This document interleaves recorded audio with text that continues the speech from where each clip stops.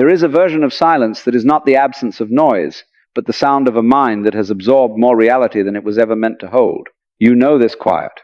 It's not peace.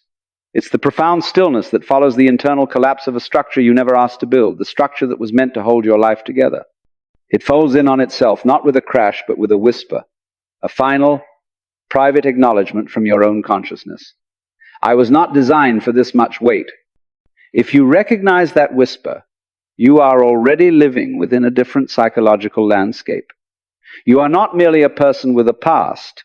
You are an architect of internal compromises. What the world mistakes for your calm is the quiet hum of a system running on reserve power. What they call your strength is the geological pressure of endured experience, compressed into a form of endurance. This is not resilience as it is glamorized. This is pragmatism of the soul. You did not choose to be resilient. You were presented with an ultimatum by reality itself. Adapt or cease to function. And so, you adapted. Your entire psychology became an elegant, desperate series of adaptations. Your mind, in its fierce intelligence, did not break. It reconfigured. It began to perceive the world through a lens of predictive trauma. You don't just think, you forecast. You scan rooms not for exits, but for emotional weather patterns. You hear the minor key in a conversation long before the melody turns. This is not intuition, it is learned precognition, a psychic callus. People will call you wise. They will see the depth in your pauses, the gravity in your listening, and mistake it for earned maturity. But you know the truth. This depth is not wisdom. It is sedimentary, layer upon layer of unprocessed experience, compacted under the weight of continual survival. You grew not upward toward the sun, but downward into the dark soil, because that was the only direction life left you. Philosophy and psychology meet at this exact uncomfortable point, the point of over-adaptation. Your nervous system is a philosopher that arrived at its conclusions through brutal empiricism. It learned its axioms. People leave. Safety is provisional. Pain is a pattern. And from these axioms, it built an entire ethical system for living. A system based on anticipation, on emotional preemption, on the subtle art of making yourself small, quiet, manageable to avoid provoking the chaos of the world. This creates what we might call a contradictory ontology, a way of being that thrives on internal opposition. You are both profoundly open and meticulously guarded. You feel everything, yet you have mastered the art of selective numbness. You crave connection with the intensity of a starved thing, yet you experience intimacy as a profound systemic risk. Why? Because for you, vulnerability was never a theory.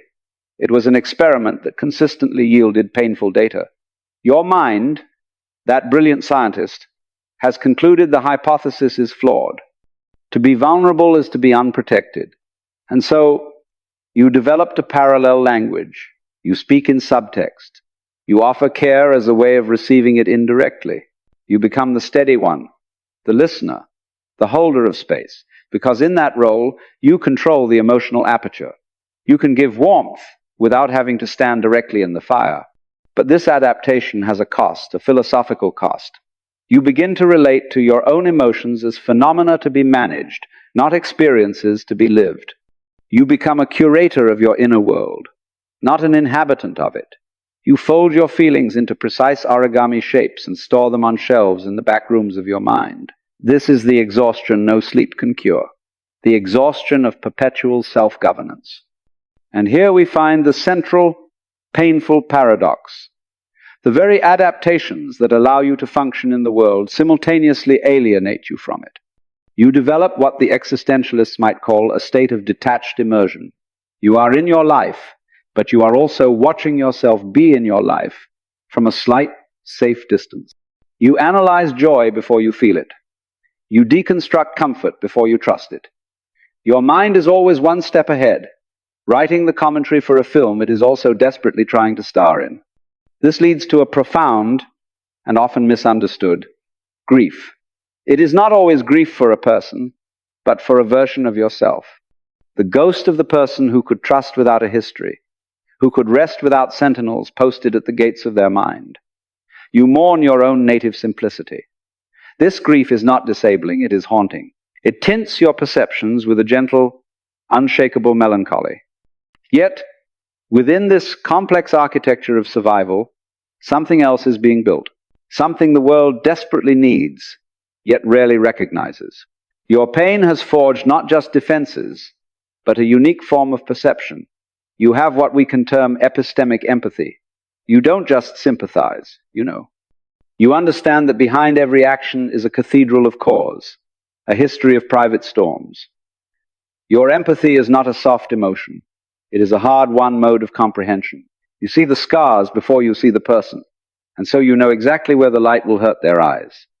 This makes you a translator of the human condition. You can sit with another's chaos without needing to tidy it. You can hear the silence between their words because you live in a similar silence. You offer not solutions, but recognition, and in a world drowning in cheap advice, recognition is a rare currency. But we must confront the dangerous lure of this identity.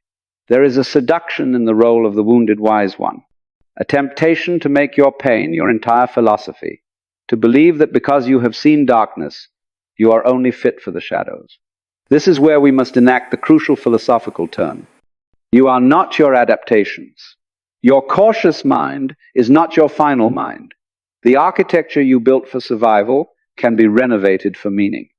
The first step is the reclamation of interpretation. Your mind is a master interpreter of threat. Now, you must consciously, deliberately, train it to interpret for meaning. This is not positive thinking. It is sovereign thinking. It is the act of taking the same intense processing power that scans for danger and redirecting it. Ask not what can go wrong, but what is true here. Not how do I avoid pain, but what is this pain about? Your depth is real, but it is currently organized around a central narrative of threat. Your task is to reorganize it around a central question of truth. This means doing the one thing your survival system fears most, sitting with the raw data of your own experience without immediately categorizing it as a threat. It means observing the feeling of vulnerability not as a siren blaring danger, but as a neutral signal. Connection is being attempted. It means seeing your own exhaustion not as a failure to be strong, but as a logical equation. Energy expended has surpassed energy restored. This is philosophical courage. It is the courage to depose the traumatized dictator of your mind and install a conscious, compassionate observer in its place. The second step is to recognize that your independence, while born of necessity, has become a cage. True strength is not in needing no one. True strength is in the ability to choose interdependence from a place of wholeness, not desperation. It is allowing someone to see the scaffolding, not just the finished building. This is terrifying, because it feels like dismantling your only fort. But you are not dismantling it. You are installing a door. Finally, you must perform the most radical act of all. Grant your own past intelligence its dignity, and then retire it. Your adaptations were brilliant. They were the perfect solution to the problem of an unsafe world. Thank that version of you. Honor its fierce, creative will to survive. And then, consciously, tell it. The war you were designed for is over. I'm living in a different time now. Your services, while heroic, are no longer the best fit for the peace I am trying to build. This is not forgetting. It is philosophical succession. You become, then, something entirely new. Not a wounded person, not a survivor, but an alchemist of experience. You take the raw, heavy ore of what you've lived through, and you smelt it in the furnace of your own conscious attention. What comes out is not a weapon, not a shield, but a lens through which you see life with a clarity that is both heartbreaking and beautiful. You begin to cherish not in spite of your history, but through it. A moment of safety is not just pleasant, it is a miracle you are now equipped to perceive. A genuine connection is not just nice, it is a statistical anomaly against the backdrop of your data, and that makes it infinitely precious. You stop trying to be normal, to have the reactions, the trust, the lightness of those who were built on softer ground. Your foundation is different. It is bedrock, forged under pressure. And from that solid, unshakable base, you can build a different kind of life, a life of chosen depth. Your quiet is no longer just the sound of collapse. It becomes the fertile silence from which new meanings grow. Your caution is no longer just fear. It is the discernment of a connoisseur of reality. Your empathy is no longer a burden. It is your particular form of genius. You realize that you were not broken by what you went through. You were opened in a way that was violently involuntary, yes. But now you have a choice. You can spend your life trying to suture that opening closed, to pretend it isn't there. Or you can accept it as your unique aperture onto the world. It is the crack where the light gets in, and also the crack through which you see out.